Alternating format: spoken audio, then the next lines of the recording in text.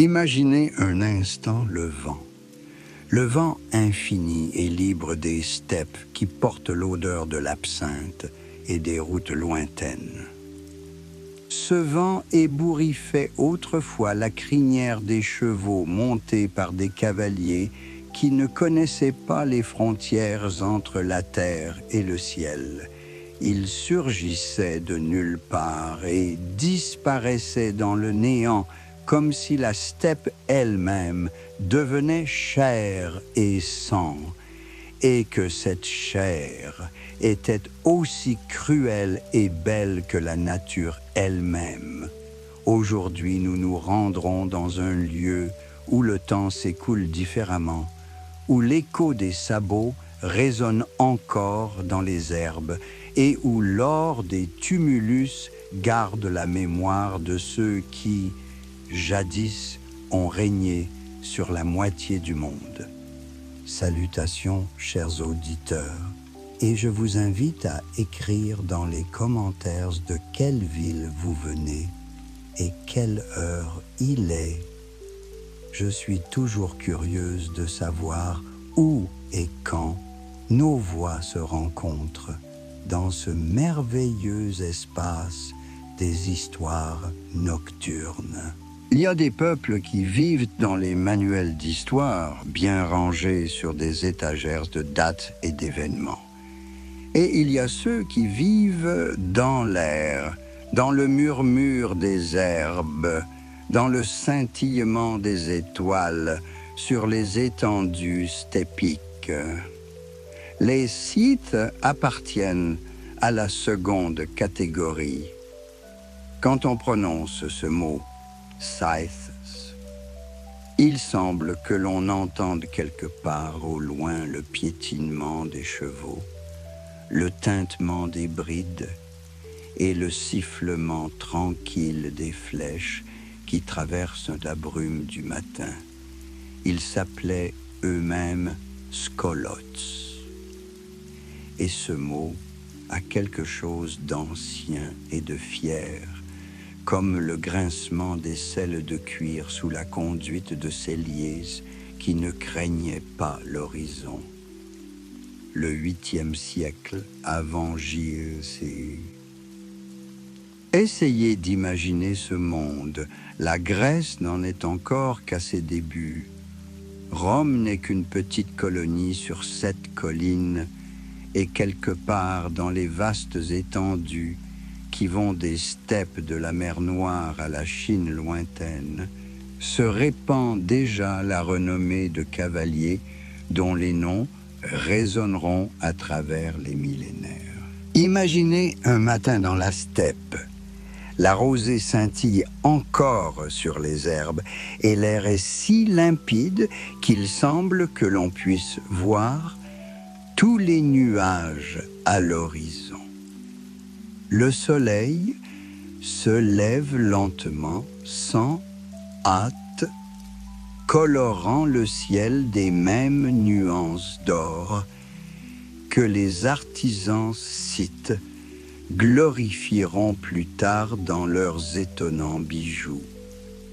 Et c'est dans ce silence matinal qu'apparaissent les silhouettes des cavaliers qui se confondent avec leurs montures, comme si la nature avait décidé de créer une nouvelle créature, mi-cheval, mi-homme.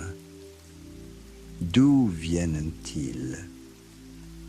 Cette question occupait l'esprit des Grecs de l'Antiquité. Hérodote, le grand conteur et le premier historien, a consigné plusieurs légendes sur l'origine de ce peuple. L'une d'elles parle du fils d'Héraclès et d'une mystérieuse femme serpent, une autre de Targitae, née de l'union de Zeus lui-même avec la fille du fleuve Borysphène, le fleuve que nous appelons aujourd'hui le Dniepr. Mais les légendes sont la poésie de l'histoire. Et la poésie dit parfois la vérité plus profondément et plus précisément que n'importe quel document. Que nous apprennent les découvertes archéologiques? Elles chuchotent que les sites pourraient venir du fin fond de l'Asie, peut-être des tribus des cultures Andronovo ou Srubna. Au 7e siècle avant Jotse, ils sont apparus dans les steppes de la mer Noire comme une inondation printanière, modifiant rapidement de manière inattendue et à jamais l'aspect de ces terres. Les Cimériens, qui avant eux avaient parcouru ces étendues, ont été déplacés ou assimilés, comme si la steppe elle-même avait décidé de changer de gardien. Essayez d'imaginer un scythe, non pas ce redoutable guerrier en armure d'or, tel qu'il est souvent représenté par les artistes, mais un nomade ordinaire qui vit une journée ordinaire. Il est de petite taille, mais robuste, comme un jeune arbre qui a résisté à plus d'une tempête dans la steppe. Sa peau est pâle, non pas à cause du manque de soleil, mais à cause de l'ombre particulière donnée par le climat de la steppe, où le soleil d'été se mêle au vent froid. Ses cheveux sont roux ou blond clair. Ses yeux sont bleus ou gris, de la couleur du ciel matinal de la steppe. Il porte un épais manteau en peau de mouton isolé avec de la laine de mouton qui sent la fumée, la sueur de cheval et les herbes. Ses vêtements ne font pas que protéger du froid, ils racontent une histoire.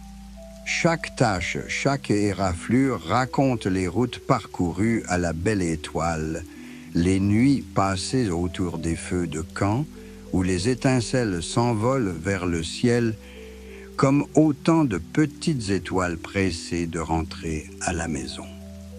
Son pantalon est taillé spécifiquement pour l'équitation, large aux hanches, étroite aux tibias, confortable pour quelqu'un qui passe plus de temps en selle qu'au sol.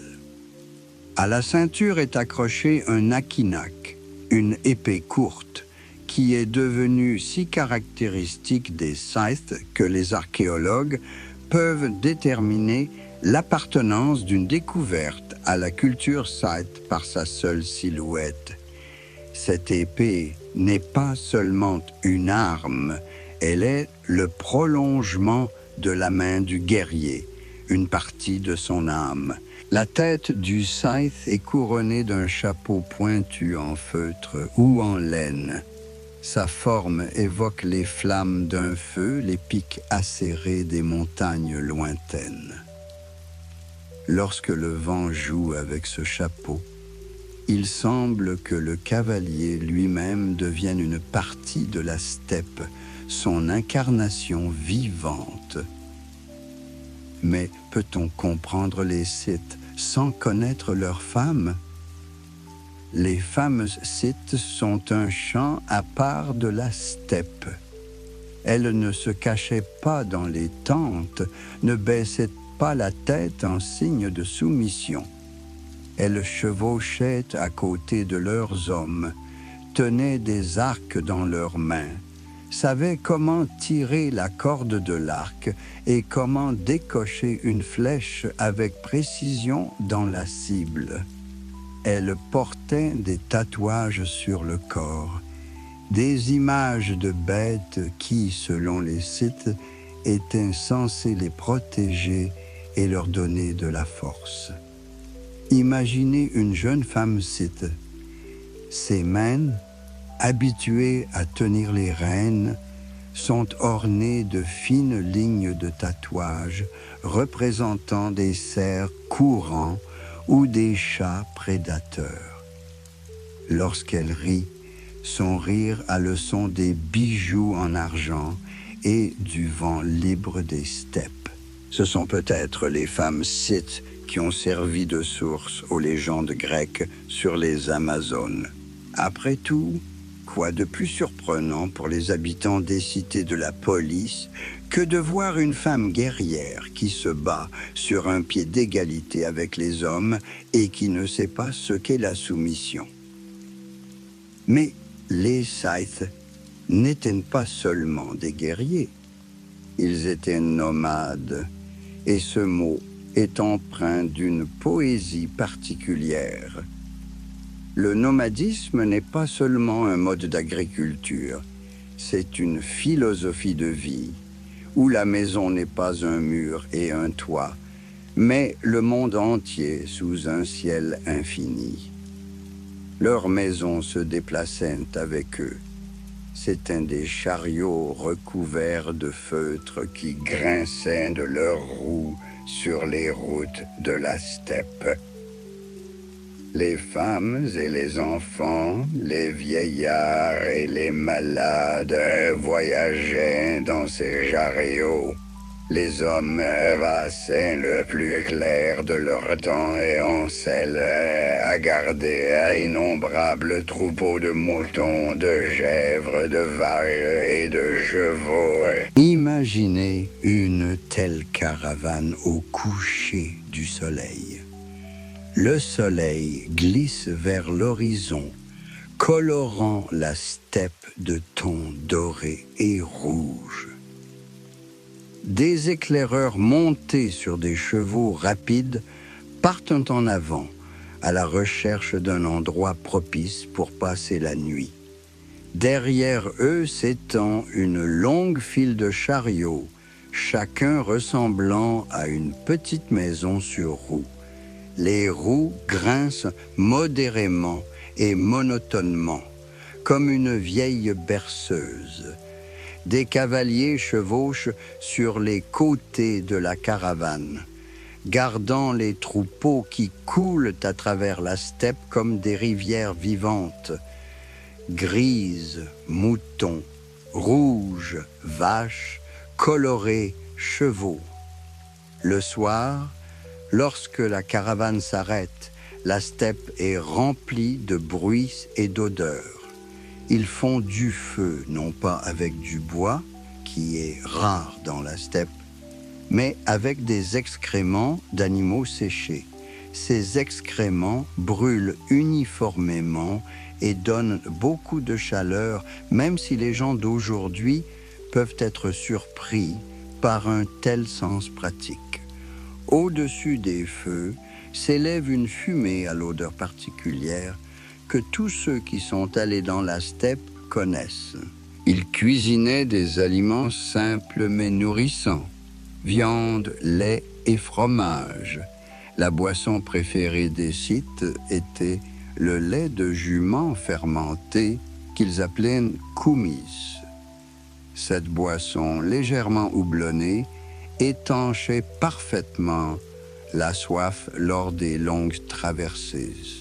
Les Scythes connaissaient et utilisaient également le chanvre, non seulement pour fabriquer des cordes et des tissus, mais aussi à des fins rituelles. Hérodote décrit comment ils organisaient des bains de vapeur particuliers en jetant des graines de chanvre sur des pierres chaudes dans de petites tentes. Mais le plus important pour comprendre les Scythes est qu'ils n'avaient pas de langue écrite. Leur langue, qui appartenait à la famille des langues iraniennes orientales, n'a survécu qu'à travers des noms de lieux et des mots individuels consignés par les Grecs. Plus de 200 mots, c'est tout ce qui reste de la langue de ce peuple qui dominait autrefois la région allant du Danube à l'Altaï. Mais peut-on mesurer la richesse d'une culture au seul nombre de textes écrits? Les Scythes étaient un peuple d'art oral. Leur épopée se transmettait de génération en génération autour des feux de camp, sous le ciel étoilé. Les vieillards racontaient aux jeunes les exploits de leurs ancêtres, les campagnes lointaines, les rencontres miraculeuses avec les dieux et les esprits. Ces histoires n'étaient pas écrites sur du papyrus ou du parchemin, mais dans le cœur et la mémoire du peuple. On peut imaginer une soirée comme celle-ci. Le feu brûle jusqu'aux braises, les étoiles sont éparpillées dans le ciel comme des pièces d'or, et un vieux guerrier raconte comment son grand-père a participé à une grande campagne vers le sud, dans un pays où poussent des palmiers et où coule une rivière remplie de crocodiles. Les jeunes guerriers écoutent en retenant leur souffle, leurs yeux reflétant les flammes du feu et le scintillement des étoiles lointaines. Pendant ce temps, les enfants s'endorment dans les wagons, bercés par le doux bercement et les voix calmes des adultes. Les femmes chuchotent entre elles, ajustent leur couverture et vérifient que les bébés sont au chaud. Les chevaux s'ébrouent tranquillement, marchant d'un pied sur l'autre, et quelque part au loin, on peut entendre le long hurlement d'un loup des steppes, non pas menaçant, mais plutôt nostalgique, comme une chanson sur l'infinité du monde.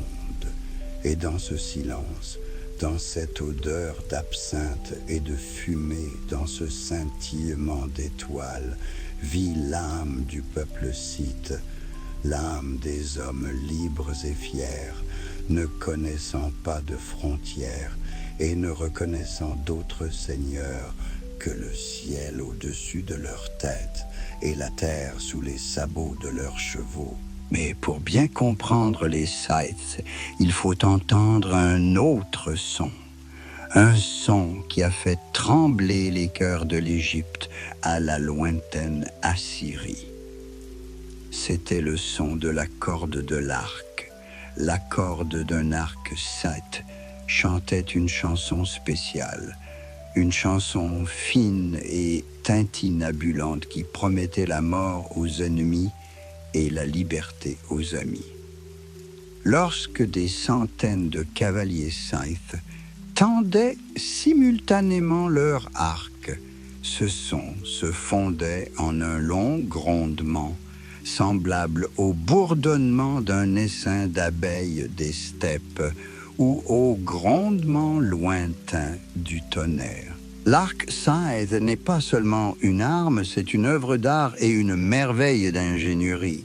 L'arc composé de plusieurs couches de bois, de cornes et de tendons, était de petite taille, ce qui permettait de le tirer à partir d'un cheval. Mais sa puissance était telle que la flèche pouvait pénétrer l'armure à une distance où l'ennemi ne pouvait pas encore voir le visage du guerrier scythe. La fabrication d'un tel arc nécessitait des mois de travail et des secrets transmis de génération en génération. Le maître devait savoir quel arbre choisir, à quel moment de l'année couper la corne, comment faire sécher les tendons pour qu'ils ne perdent pas leur élasticité. Imaginez un archer scythe au moment du tir. Il galope sur son cheval, et il semble que l'homme et l'animal se soient confondus en un seul être. Sa main gauche tient fermement l'arc, sa main droite tire la corde jusqu'à son oreille.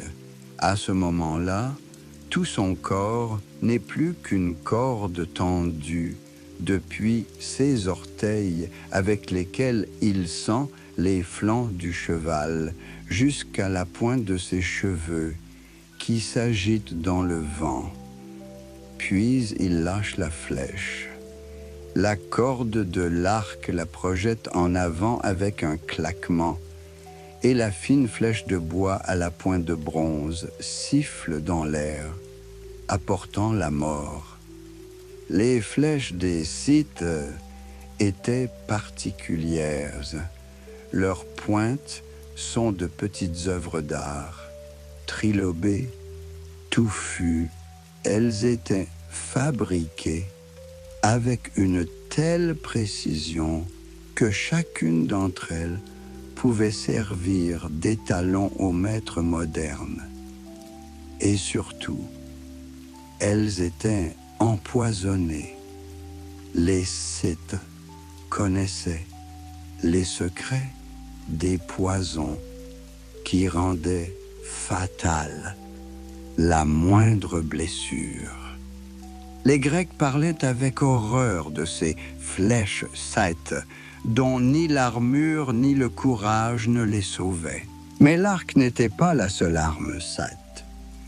Aux côtés de chaque guerrier pendait un akynakh, une épée courte avec un réticule caractéristique. Cette épée n'était pas seulement une arme, c'était un symbole d'appartenance au clan Scythe, un talisman et le compagnon du guerrier dans la vie et dans la mort. La poignée de l'akynakh était souvent décorée d'images d'animaux dans ce style merveilleux que nous appelons aujourd'hui le style animalier scythe. Le style animalier, ces mots contiennent toute l'âme de l'art scythe. Imaginez une plaque d'or sur laquelle est représenté un cerf.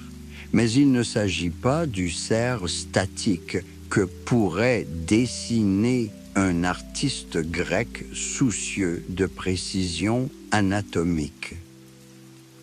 Le cerf scythe est l'essence même de la nature du cerf incarnée dans le métal.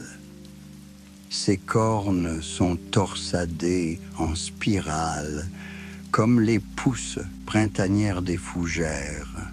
Ses pattes sont repliées sous son corps, comme s'il était prêt à se détacher de sa place et à s'enfuir dans les vastes étendues de la steppe.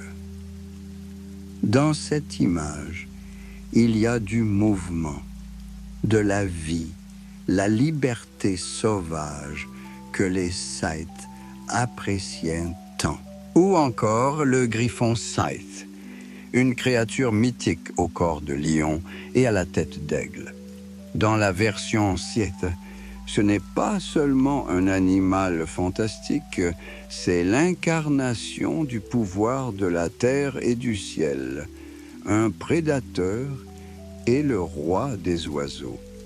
Ses griffes s'enfoncent dans sa proie, son bec est recourbé pour déchirer la chair, et ses yeux brûlent d'une fureur indomptable. Et tout cela en quelques lignes précises qui en disent plus que des traités entiers. Les artisans scythes travaillaient l'or, l'argent et le bronze comme si le métal était de l'argile molle dans leurs mains. Ils créaient non seulement des bijoux, mais aussi des amulettes, des talismans, des objets censés protéger leurs propriétaires et leur conférer le pouvoir des animaux qui y étaient représentés.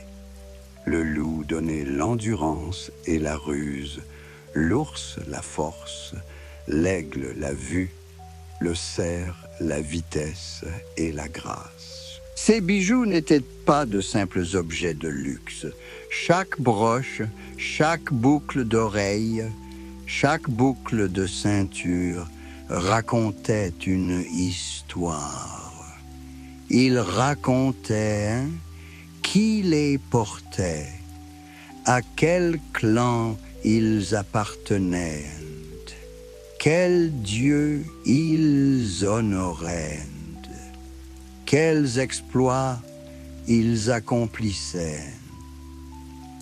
Les bijoux en or d'un scythe étaient sa biographie écrite dans le langage des images et des symboles. Mais où les Scythes ont-ils trouvé tout cet or? Après tout, les steppes ne sont pas riches en métaux précieux. La réponse réside dans le fait que les Scythes n'étaient pas seulement des guerriers et des nomades, mais aussi des commerçants. Leurs caravanes s'étendaient à travers l'Eurasie, reliant des terres lointaines par des fils invisibles de routes commerciales. Ils apportaient du nord des fourrures de zibeline et d'hermine, sentant la résine et le froid de la taïga lointaine. De l'est, ils apportaient de la soie et des épices qui étaient appréciées pour leur poids en or. Et de l'ouest, ils recevaient des vins grecs dans des amphores peintes, de l'huile d'olive dans des récipients en argile et des bijoux fabriqués par des artisans helléniques. Imaginez une caravane commerciale Scythe. Il ne s'agit pas seulement d'une caravane de marchandises, mais d'une ville entière en mouvement. Des éclaireurs voyagent en tête, surveillant la route et les dangers éventuels. Derrière eux, une file de chariots chargés de ballots et de caisses. Des sacs de cuir contiennent des fourrures précieuses, des coffres en bois, des bijoux et des armes. Le vin coule dans des amphores d'argile, le miel et le koumys dans des fardeaux de cuir. Et sur les côtés de la caravane, des cavaliers gardent la caravane, leurs yeux scrutant inlassablement l'horizon. Mais les Scythes n'échangeaient pas seulement des marchandises. Ils échangeaient également des personnes. L'esclavage faisait partie intégrante du monde antique et les Scythes ne faisaient pas exception. Les prisonniers de guerre capturés lors de raids devenaient des marchandises vivantes, très prisées sur les marchés des cités grecques de la région de la mer Noire. Ce commerce rapportait d'énormes bénéfices à la noblesse scythe et lui permettait d'acheter des produits de luxe que les archéologues ont retrouvés plus tard dans les tumulus. Monticulé. Ce mot doit être prononcé avec beaucoup d'inquiétude. Un tertre n'est pas seulement une tombe, c'est tout un monde enfoui sous la terre. Il s'agit d'une tentative de créer pour le défunt une vie après la mort qui ne serait pas pire que la vie terrestre. Lorsqu'un noble scythe mourait, il n'était pas seulement enterré, il recevait un cadeau d'adieu grandiose pour l'au-delà. Imaginez cette cérémonie. La steppe est en deuil. Les parents et les alliés du défunt viennent de toutes les parties des terres scythes. Le deuil dure des jours et des nuits, accompagné de chants, et d'histoires sur les exploits du défunt. Pendant ce temps, on prépare sa dernière demeure. Tout d'abord, un énorme trou est creusé, parfois aussi grand qu'une maison. Les murs sont renforcés avec du bois, créant ainsi des chambres souterraines. C'est alors que commence la chose la plus solennelle et la plus terrible, le dépôt du défunt et de tout ce qui doit l'accompagner dans l'au-delà. Le roi défunt ou un noble guerrier est habillé des plus beaux vêtements, paré de bijoux en or, et des armes sont placées à côté de lui. L'arc même qui a chanté son chant mortel, l'Aquinak qui était son fidèle compagnon, des lances et des flèches. Mais cela ne suffit pas. Les Scythes pensaient que dans l'au-delà, le défunt devait avoir un entourage, des chevaux pour les longs voyages à travers les steppes célestes. C'est pourquoi ils enterraient avec le roi ou le guerrier ses épouses et concubines, les serviteurs et les guerriers de sa suite, des dizaines de chevaux, les meilleurs du troupeau du défunt sont tués et déposés dans la tombe. On ne peut qu'imaginer l'horreur et en même temps la grandeur d'une telle cérémonie.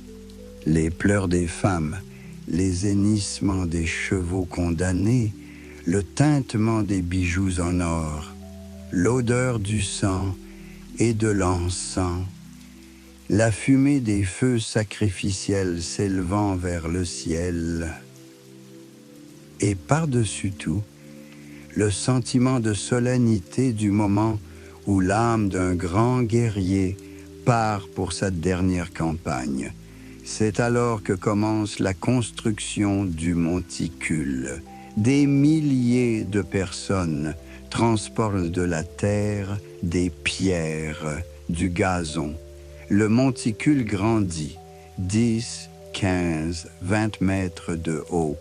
Il sera visible de loin, il deviendra un point de repère pour les voyageurs et un monument pour la postérité. Le temps s'y arrêtera et, dans 2500 ans, les archéologues y trouveront des trésors étonnants qui nous renseigneront sur la vie et les croyances de ce peuple mystérieux. Après tout, les Scythes, malgré leur caractère belliqueux, étaient un peuple profondément religieux. Leur monde était peuplé de dieux et d'esprits qui régissaient tous les aspects de la vie. Leur principale déesse était Tabiti, la déesse du foyer. Cela peut sembler étrange pour un peuple nomade qui n'avait pas de maison permanente. Mais pour un Scythe, le foyer n'est pas seulement un endroit où l'on cuit la nourriture.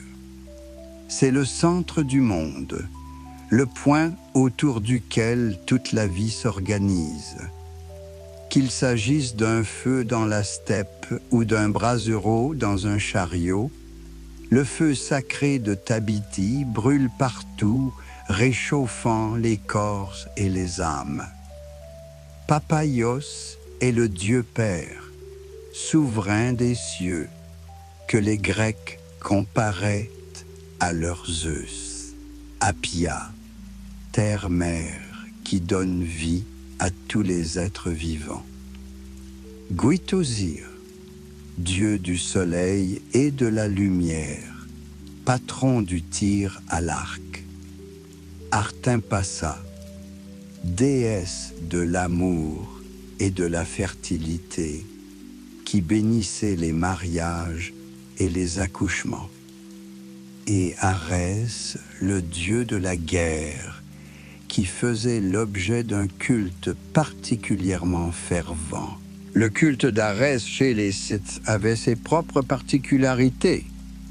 Si les Grecs représentaient leur dieu de la guerre sous la forme d'un beau jeune homme en armure, les Scythes le vénéraient sous la forme d'une épée.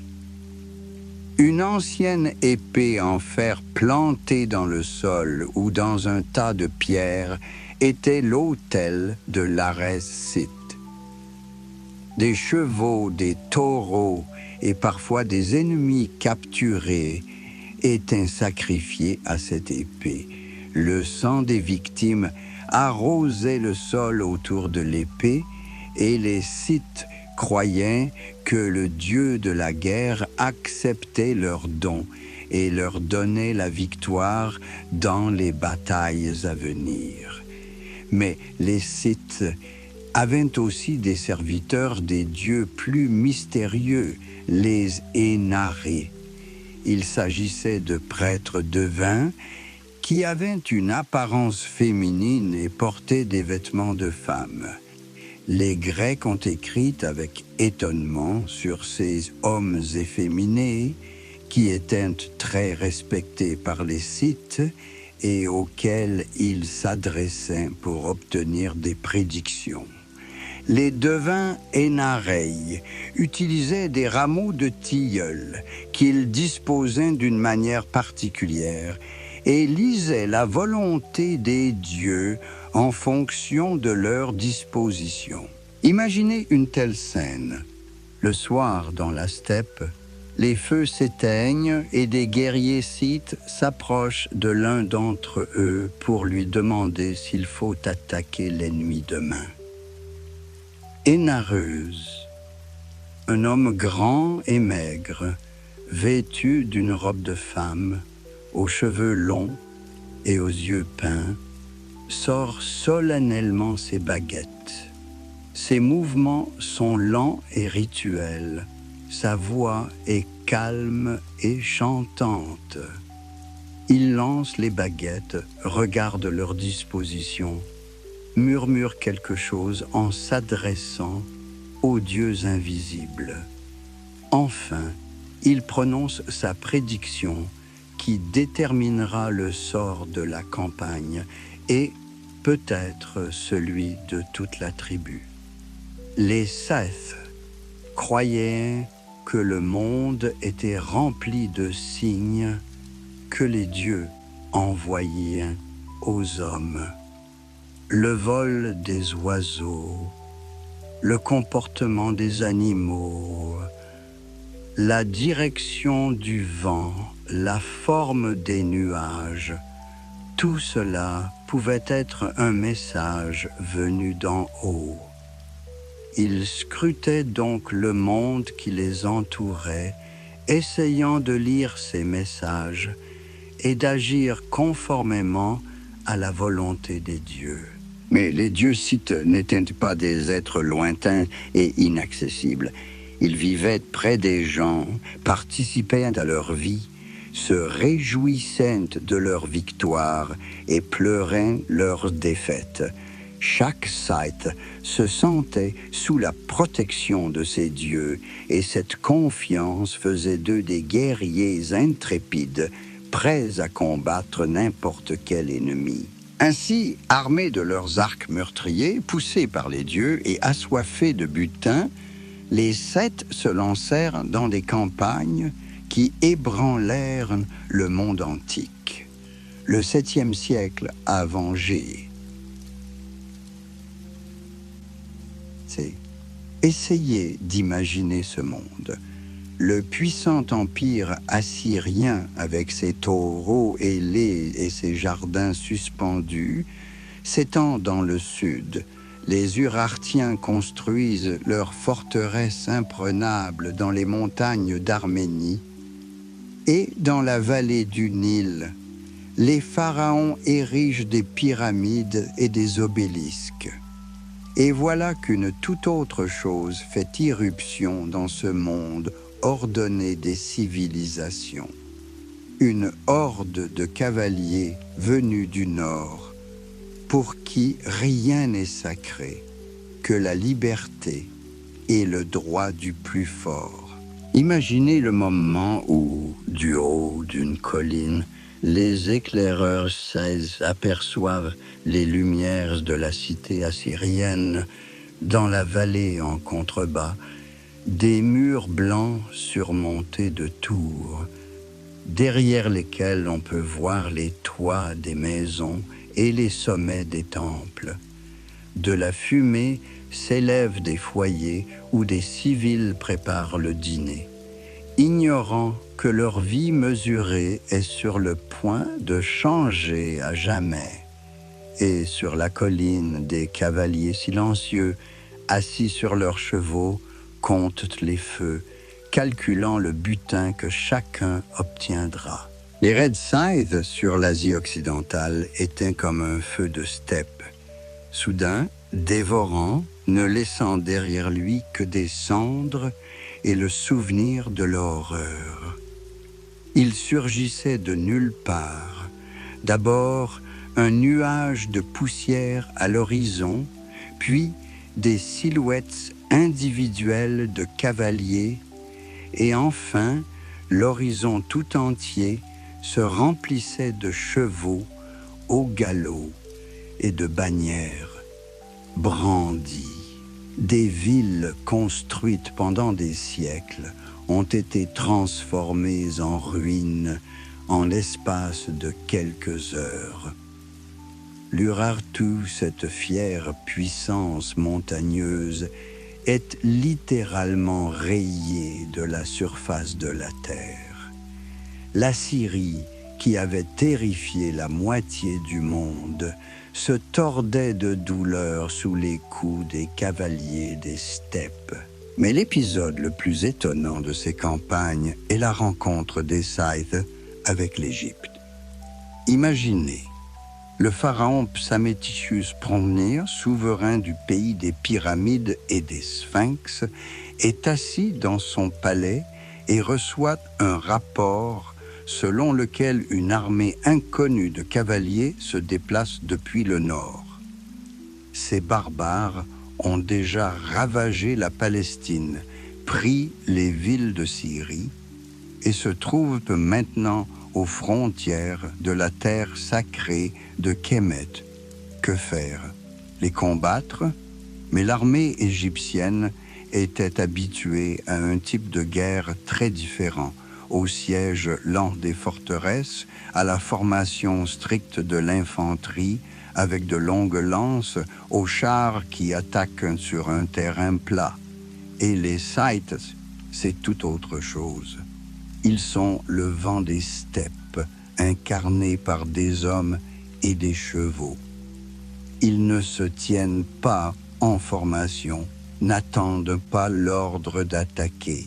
Ils coulent comme de l'eau, contournent les obstacles, pénètrent dans les moindres recoins de la défense ennemie. Leurs flèches pleuvent, et lorsqu'ils semblent pouvoir être rattrapés, ils disparaissent comme un mirage dans le désert pour réapparaître une heure plus tard dans une direction complètement différente. Pharaon prend alors une sage décision. Il ne combat pas les Scythes, mais les paye. L'or, l'argent, les étoffes précieuses, l'encens, tout cela coulait à flot des trésors égyptiens vers les chefs Scythes. Les Scythes, ayant reçu ce qu'ils voulaient, ont tourné leurs chevaux et sont partis aussi soudainement qu'ils étaient apparus, ne laissant derrière eux que des légendes et de la peur. Mais la véritable épreuve attendait les Scythes dans leur affrontement avec une autre grande puissance de l'époque, les Massagètes et leur reine légendaire Thomiris. Ce fut la rencontre de deux éléments, de deux conceptions de la volonté steppique.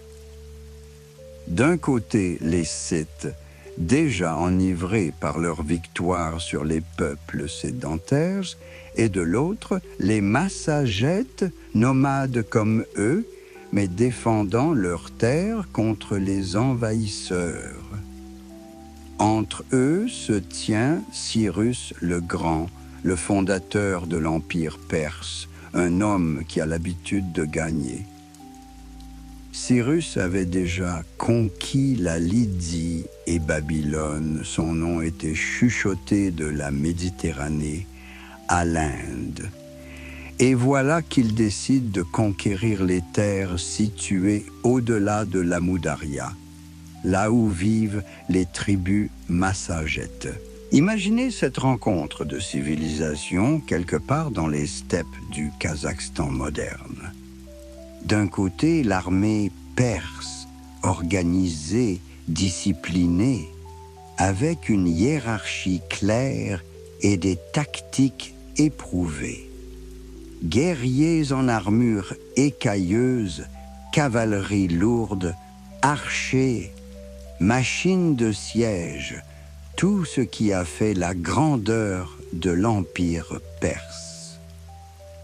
De l'autre côté, les Massagètes, pour qui chaque cavalier est un univers, chaque arc un champ de mort, chaque flèche un message des dieux.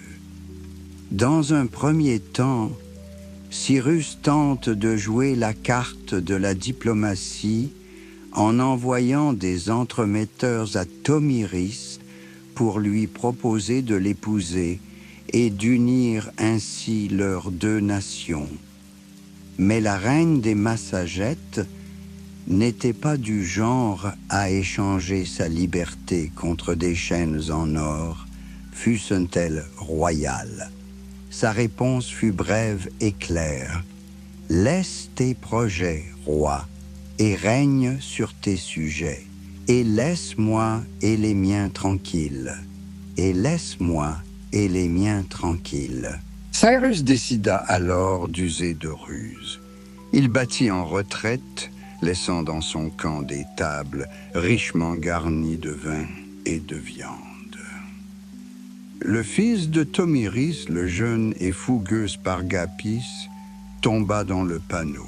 Ses guerriers s'enivrèrent de vin perse, une boisson à laquelle les steppes n'étaient pas habituées, et furent tués ou capturés. Le tsarevitch lui-même se retrouve enchaîné. Le chagrin d'une mère qui a perdu son fils est un chagrin qui ne connaît pas les frontières du temps et des nations. Tomiris envoya un messager à Cyrus, exigeant la libération de son fils et promettant que les Perses pourraient alors partir sains et saufs. Mais Cyrus, enivré par une victoire facile, refusa. C'est alors que se produisit ce qui est devenu une légende. Les Spargos, incapables de supporter la honte de la captivité, se suicidèrent. C'est alors que la steppe entendit le hurlement de Tomiris, le hurlement d'une louve, dont le louveteau avait été tué. Ce hurlement se répandit dans toutes les tribus massagées, rassemblant les guerriers sous la bannière de la vengeance. Les vieillards expliquaient aux jeunes ce que signifiait l'honneur de la famille. Les femmes tissaient des cordes pour les arcs de leurs maris et de leurs fils. Les enfants aiguisaient des pointes de flèches. Toute la steppe se prépare à la guerre. La bataille s'est déroulée quelque part dans l'immensité entre l'Amou-Daria et le Sir-Daria. Au début, ils se sont battus avec des arcs, des nuages de flèches obscurcissaient le soleil, et l'air était rempli du sifflement de la mort. Puis, lorsque les carquois furent vides, les guerriers se battirent au corps à corps, lance contre lance, épée contre épée. Le sol était trempé de sang, et l'herbe devenait rouge sous les sabots des chevaux. La bataille dura toute la journée, et lorsque le soleil commença à baisser, le vainqueur apparut clairement. L'armée perse a été vaincue. Cyrus, le grand lui-même, est tombé au combat. Tomiris trouva son corps parmi les morts et, selon la légende, ordonna de lui couper la tête et de la jeter dans une jarre de sang en disant « Tu avais soif de sang, alors bois-le à satiété. » Cette victoire se répercute dans tout le monde antique. L'empire perse, qui semblait invincible, subit pour la première fois une défaite écrasante. Et le nom de Tomiris devint le symbole que même l'empire le plus puissant peut être brisé par la volonté de nomades libres. Mais la Perse n'a pas oublié cette leçon et cette offense. Quelques décennies plus tard, le nouveau roi perse, Darius Ier, décida de se venger dans les steppes. Il réunit une immense armée. Hérodote parle de 700 000 guerriers, mais ce chiffre est bien sûr largement exagéré et marche contre les Scythes de la région de la mer Noire. Imaginez les préparatifs de cette campagne. Dans tout l'Empire perse, des rassemblements ont lieu. De Perse viennent les fameux immortels, la garde royale en armure d'or. De Mydia viennent les archers montés, habiles et rapides. Des cités grecques conquises, l'infanterie lourde des hoplites avec de longues lances et des boucliers de bronze. De l'Égypte, des guerriers en armure de lin avec des épées de bronze. De l'Inde, des éléphants de guerre, ces machines de siège vivantes de l'Antiquité. Un pont entier est construit sur le Bosphore pour que cette armada puisse passer de l'Asie à l'Europe. Pendant ce temps, des préparatifs sont également en cours dans les terres cetes, mais d'une nature très différente. Les rois scythes, Idantirs, Scopacis et Taxakis, réunissent un conseil militaire. Ils se rendent compte qu'il serait suicidaire d'affronter les Perses dans une bataille ouverte. La différence de nombre de guerriers est trop grande. Les troupes perses sont trop bien organisées. Une autre tactique s'impose, celle que la steppe dicte à ses enfants depuis des siècles.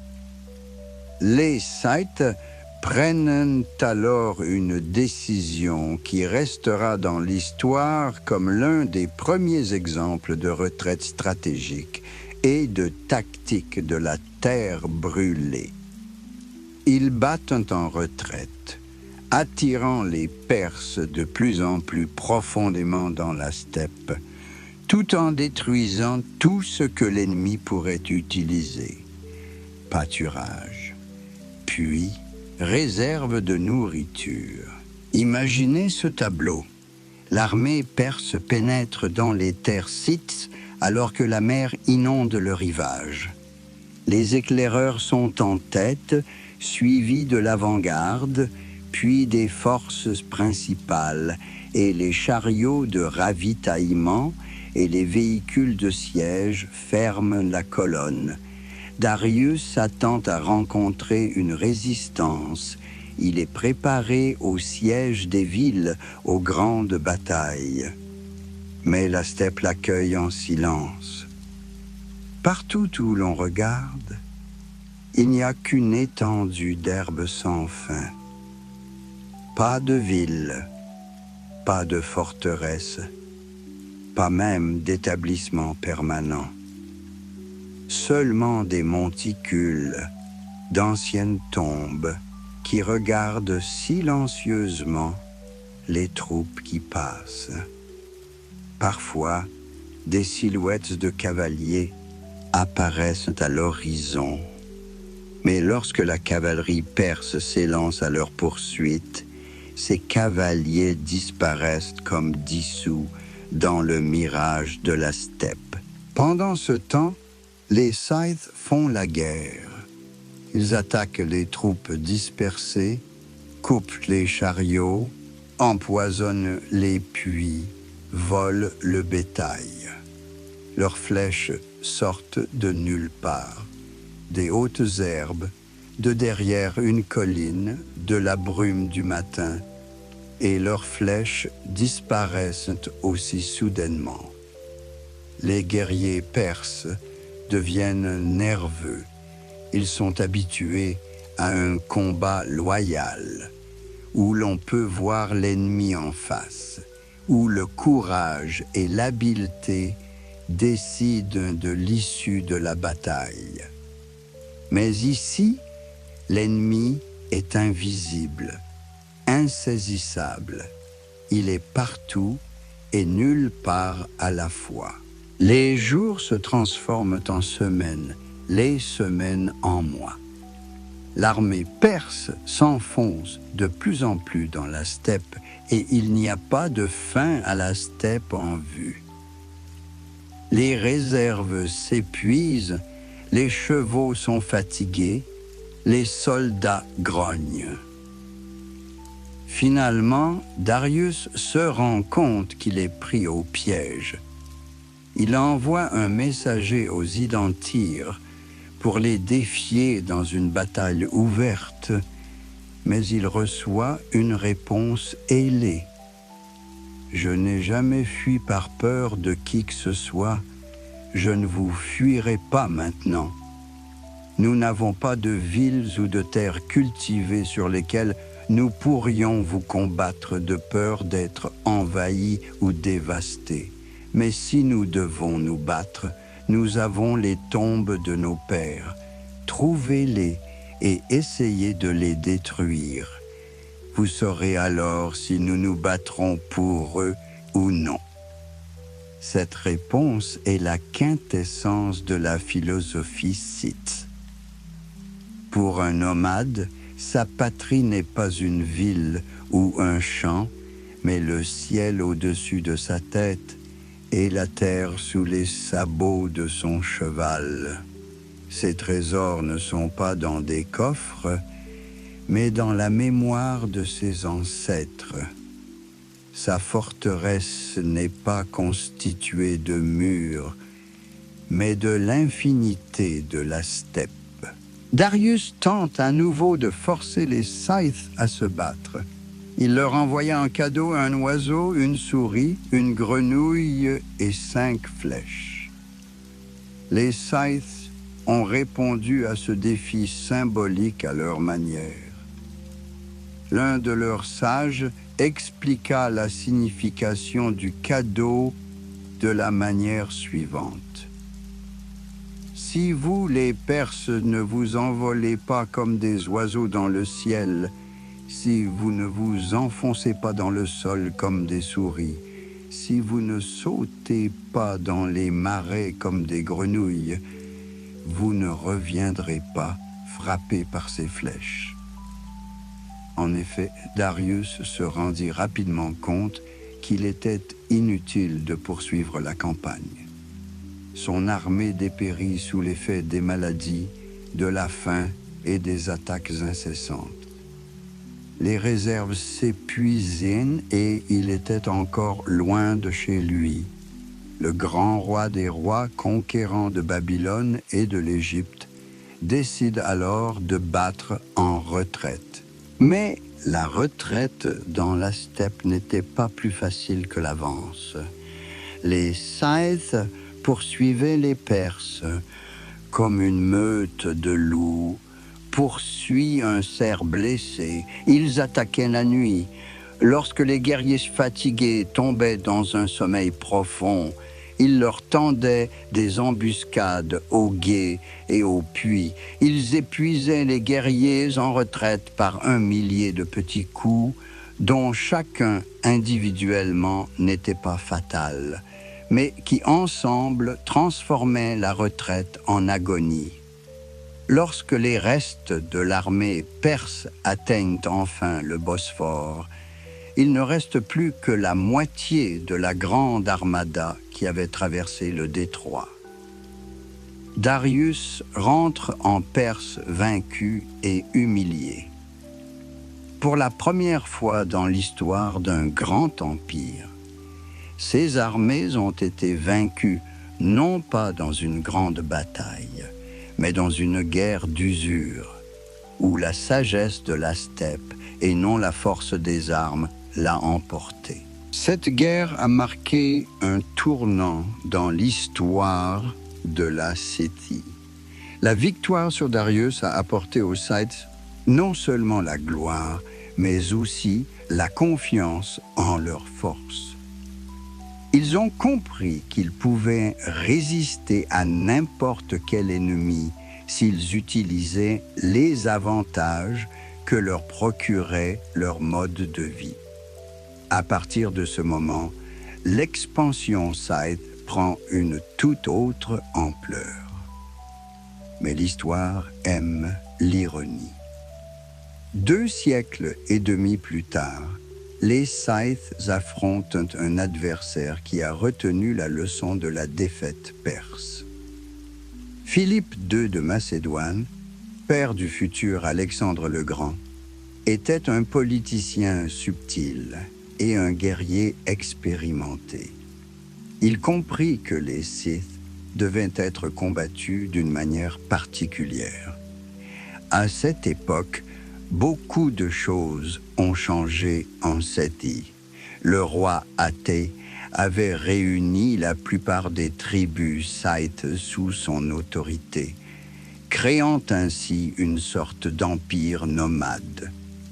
Il avait déjà 90 ans, un âge presque incroyable pour l'époque, mais il était toujours en selle et menait ses guerriers en campagne.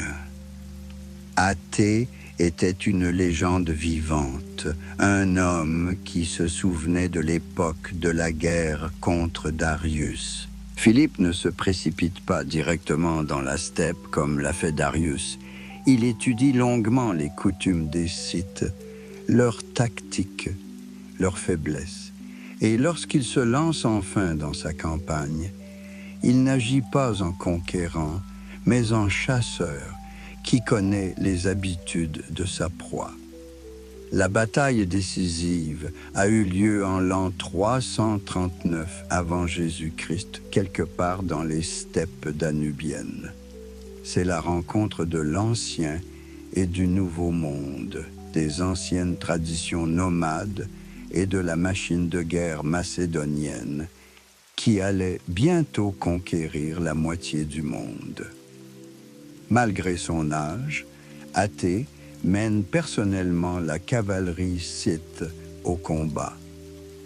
Mais la phalange macédonienne s'est avérée difficile à manier pour les cavaliers des steppes.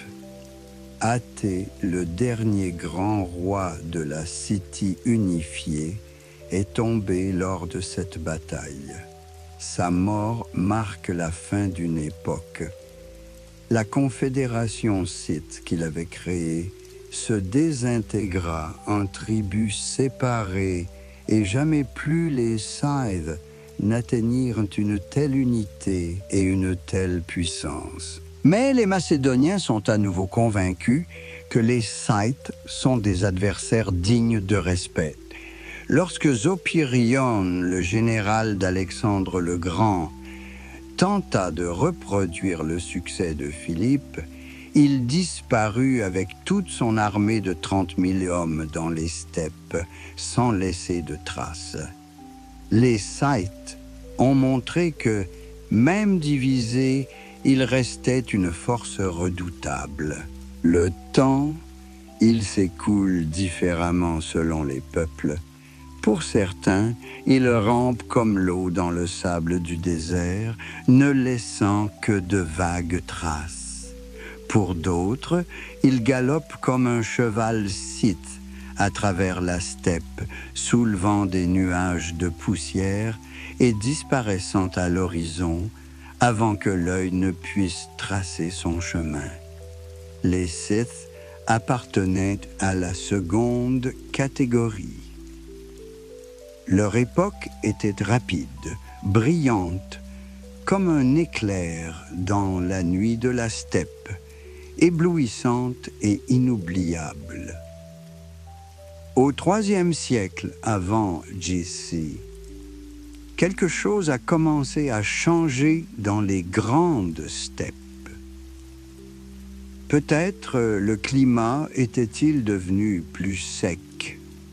Peut-être les pâturages avaient-ils été épuisés par des siècles de pâturage d'innombrables troupeaux. Ou peut-être s'agissait-il simplement d'une période de changement, le moment même où les anciennes coutumes doivent céder la place à de nouvelles. De l'autre côté du Don, de ces terres où la Volga fait son grand coude, arrivèrent de nouveaux cavaliers, les Sarmates. Les Sarmates étaient des parents des Scythes, par le sang, la langue et le mode de vie. Mais dans le monde nomade, la parenté n'est pas toujours synonyme d'amitié. Au contraire, les guerres les plus cruelles se déroulent souvent entre frères parce que les frères se connaissent trop bien, connaissent toutes les faiblesses et toutes les forces. Imaginez ces tribus venant de l'Est. Elles ressemblent aux Scythes, mais elles ont quelque chose de nouveau, de plus dur. Leurs épées sont plus longues, leurs coups plus lourds. Ils sont moins habiles au tir à l'arc, mais ils n'ont pas leur pareil au corps à corps. Et surtout, ils ont faim. Ils ont faim de terre, de pâturage, de la gloire que leurs frères occidentaux ont monopolisée depuis si longtemps. La guerre entre les Scythes et les Sarmates ne ressemblait pas aux guerres que les Scythes menaient contre les peuples sédentaires. C'était une guerre entre deux éléments, une guerre dans laquelle chaque camp connaissait tous les secrets de l'ennemi. Ici, la tactique des raids soudains ne servait à rien. Ici, la stratégie consistant à attirer l'ennemi dans la steppe était inutile. Les Sarmates étaient eux-mêmes des enfants de la steppe. Ils savaient aussi bien lire les signes de l'herbe et du ciel, aussi bien trouver l'eau dans les lieux arides. Cette guerre s'est étendue sur des décennies. Il ne s'agissait pas de bataille, mais de raids, pas de campagne, mais d'une série interminable de petites escarmouches. Peu à peu, les Sarmates repoussèrent les Scythes de plus en plus loin vers l'ouest, s'emparèrent de leur pâturage et volèrent leurs troupeaux. En l'an 280 avant J.C., il devint évident que l'ère de la Grande City touchait à sa fin. Mais les nations, comme les personnes, meurent de différentes manières. Certaines disparaissent sans laisser de traces, comme si elles n'avaient jamais existé. D'autres laissent derrière elles des ruines de villes et des inscriptions sur des pierres. D'autres encore se dissolvent dans d'autres peuples, continuant à vivre dans leur sang, dans leur mémoire, dans leur tradition. Les Scythes ont choisi la troisième voie. Certaines tribus scythes traversèrent le Danube et s'installèrent dans ce que les Romains appelaient la Dobroudja. Elles y créèrent la City mineure, un petit État qui n'était que l'ombre de sa grandeur passée, mais qui conservait le nom et certaines des traditions de leurs ancêtres. Ces Scythes se sédentarisèrent peu à peu, devinrent agriculteurs et artisans, mais dans leur tumulus, les archéologues retrouvent encore les mêmes bijoux en or de style animalier, les mêmes épées courtes, akinaki. Une autre partie des Scythes est restée en Crimée et dans le cours inférieur du Dniepr. Eux aussi ont changé. Ils se sont semi-sédentarisés, ont commencé à construire des villes et à faire du commerce. Naples, la capitale des Scythes en Crimée, n'était plus un camp de nomades, mais une véritable ville avec des murs de pierre et des tours. Mais même là, dans ces tentatives d'adaptation au nouveau monde, il y avait quelque chose d'artificiel, quelque chose de contraire à la nature même du peuple scythe. Le sort le plus surprenant attendait les Scythes orientaux, ceux que l'on appelait les Sakas et les Massagètes. Lorsque la pression des Sarmates est devenue insupportable, ils ont rassemblé leurs kibbutz, conduit leurs troupeaux et se sont déplacés vers le sud-est, vers les terres qui s'appellent aujourd'hui l'Afghanistan et l'Inde du Nord. Là, dans la lointaine Bactriane, parmi les hautes montagnes et les vallées fleuries, les Scythes ont créé une nouvelle vie. Imaginez le résultat. Des milliers de kibbutz s'étirent le long des routes de montagne, les roues grinçant sur les chemins caillouteux. Les femmes et les enfants se blottissent sous des couvertures de feutre pour échapper au vent froid qui souffle des glaciers. Les hommes chevauchent à leur côté, le regard tourné vers des horizons inconnus.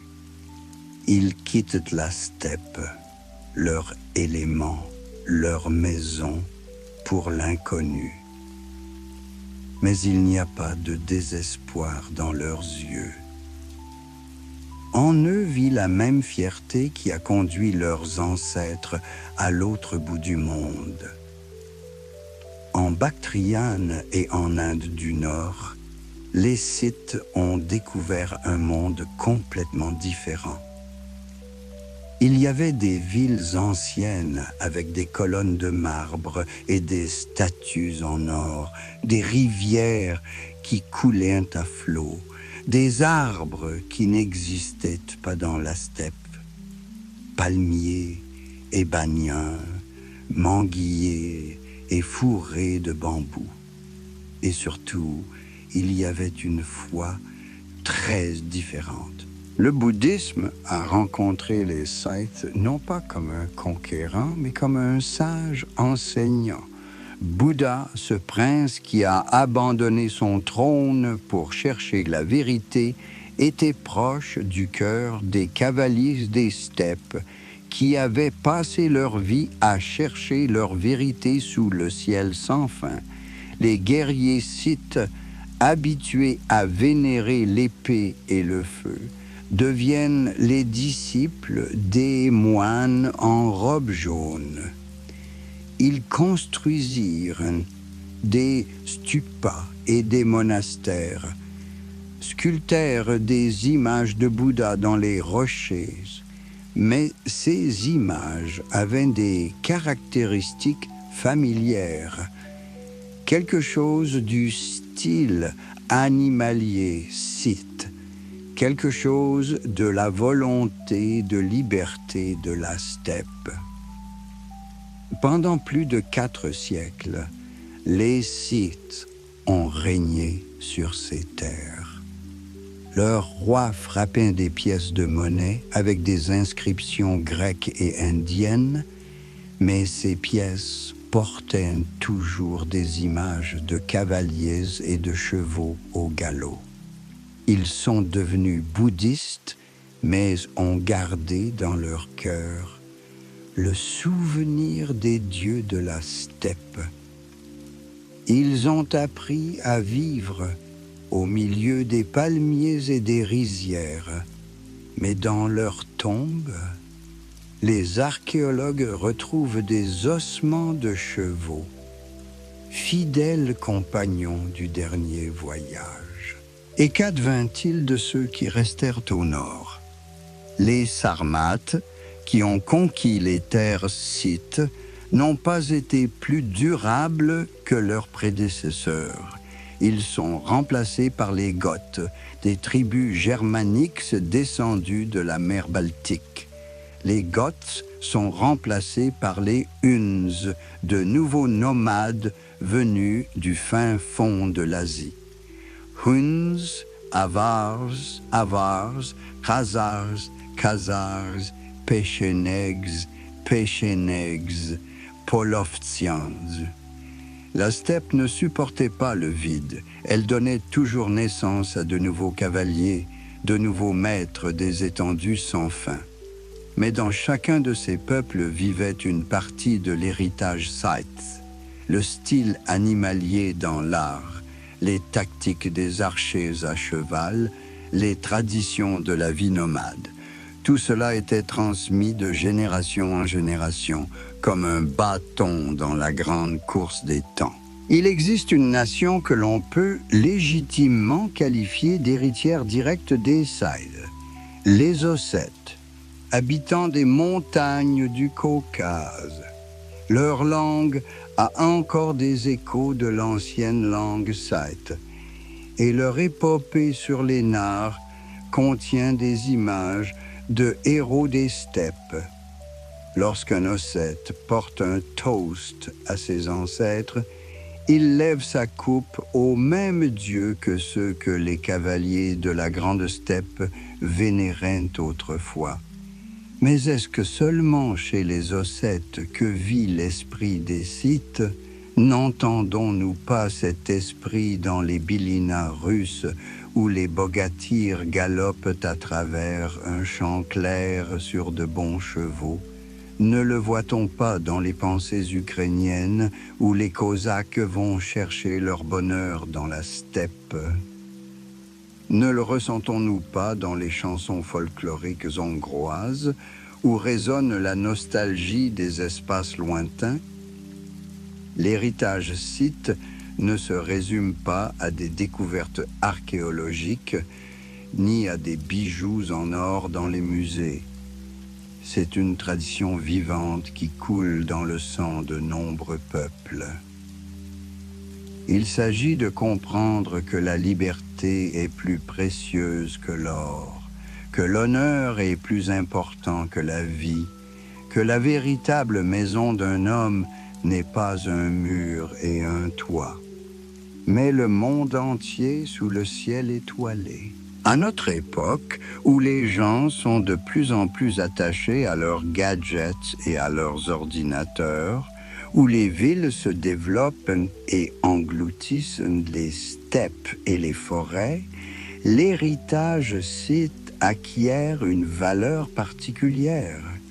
Il nous rappelle que les hommes vivaient autrefois en harmonie avec la nature, qu'ils pouvaient entendre la voix du vent et comprendre le langage des étoiles. Les bijoutiers modernes étudient les techniques d'orfèvrerie scythe, essayant de percer les secrets des anciens maîtres.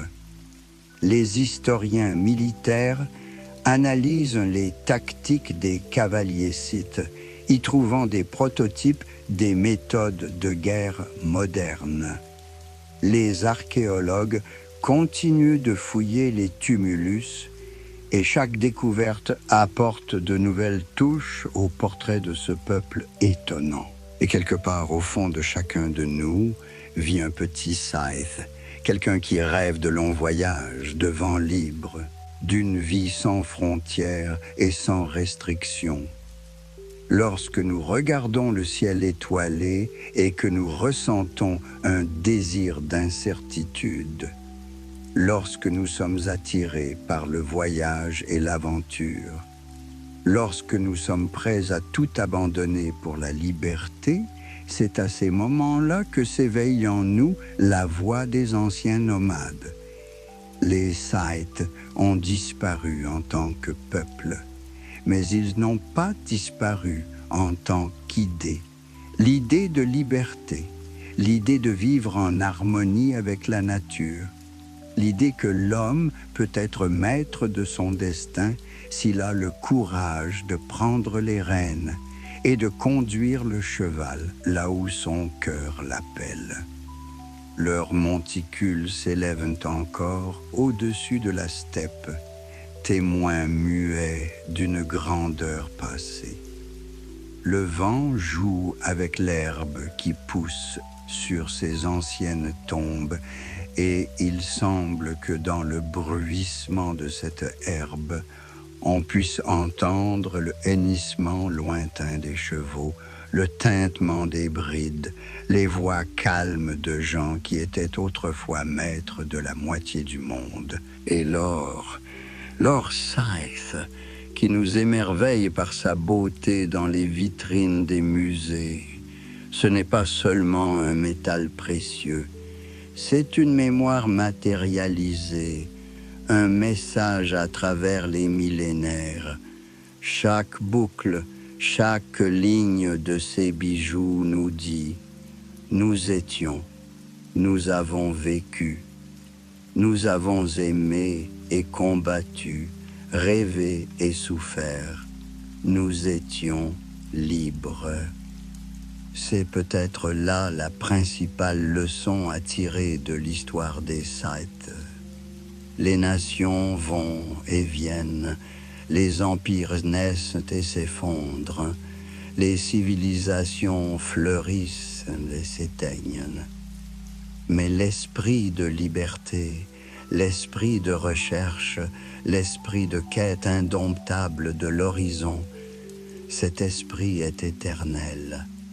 Il se transmet de génération en génération, de nation en nation, comme un feu sacré qui ne doit jamais s'éteindre. Les Scythes ont éteint leur feu nomade il y a plus de 2000 ans, mais la flamme qu'ils ont allumée dans le cœur des hommes brûle encore aujourd'hui. Elle brûle chez tous ceux qui n'ont pas peur de l'inconnu, qui sont prêts à suivre leur propre chemin, malgré les obstacles. Elle brûle en chacun de ceux qui se souviennent que la plus belle vie est une vie sur la route, sous les étoiles, avec un ami fidèle à ses côtés et un objectif clair devant soi. Rendons-leur donc hommage à ces cavaliers des steppes infinies, à ces enfants du vent et des étoiles. Souvenons-nous d'eux, non pas comme des pièces de musée, mais comme des personnes vivantes qui ont montré au monde qu'il est possible de vivre différemment. qu'il est possible de rester libre même dans un monde plein de chaînes. Leur temps est révolu, mais leur chant résonne en nous.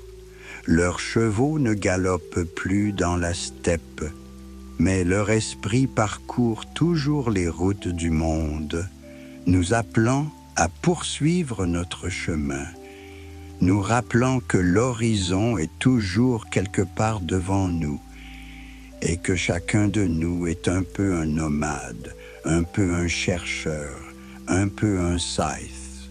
Bonne nuit à vous, chers auditeurs. Puissiez-vous rêver de steppes infinies, que le claquement des sabots et le sifflement du vent des steppes résonnent dans vos rêves. Et demain, quand vous vous réveillerez, rappelez-vous que quelque part, au-delà de l'horizon, votre route vous attend. Et peut-être qu'un jour, vous deviendrez, vous aussi, une légende à raconter autour d'un feu de camp sous le ciel étoilé. Nous nous reverrons lors de nos voyages nocturnes. Prenez soin de vous et n'oubliez pas de rêver.